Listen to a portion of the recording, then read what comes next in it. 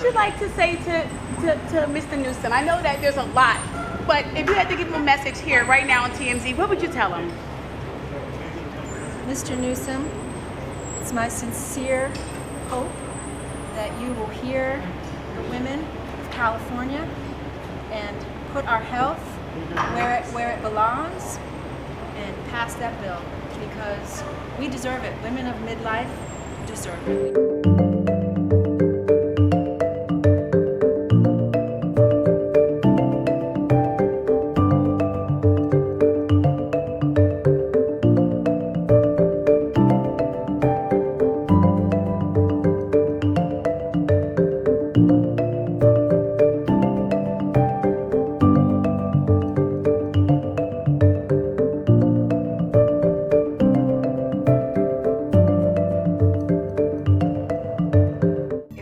For media meltdowns, and Democrat Aftyn Behn, who's running to represent Nashville in Congress, has been on a media blitz. But despite some very obvious, straightforward questions, she cannot bring herself to admit that funding the police is a good thing.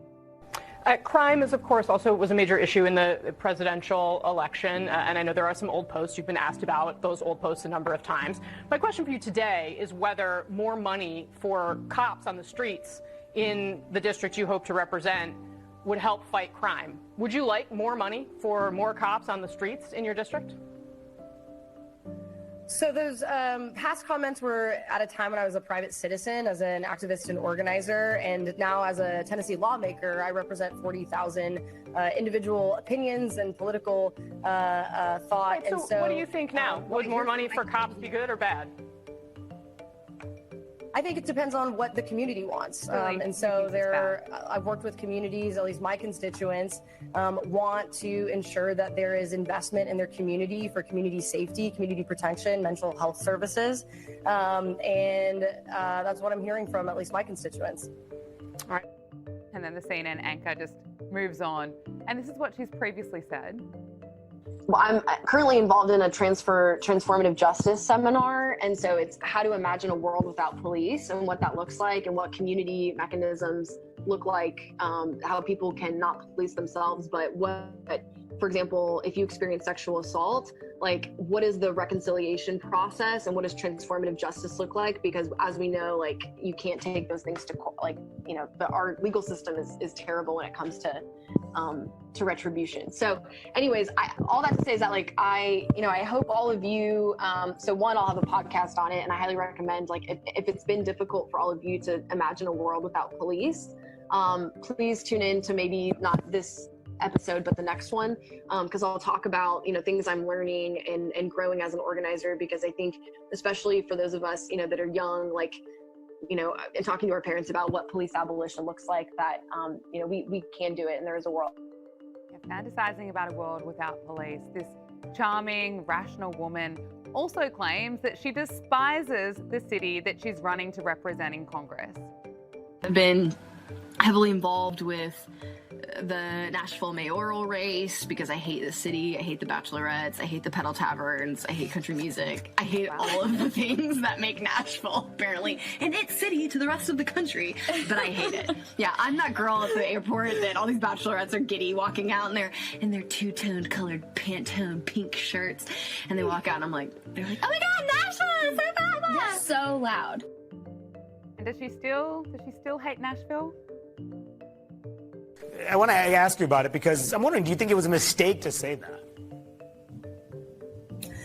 Once again, I was a private citizen. Nashville is my home. Do I roll my eyes at the bachelorette parties and the pedal taverns that are blocking my access to my house? Yeah, every Nashvilleian does. But this race has always been about something bigger. It's about families across Middle Tennessee that are getting crushed by rising prices, while Washington politicians and billionaires argue about this type of nonsense.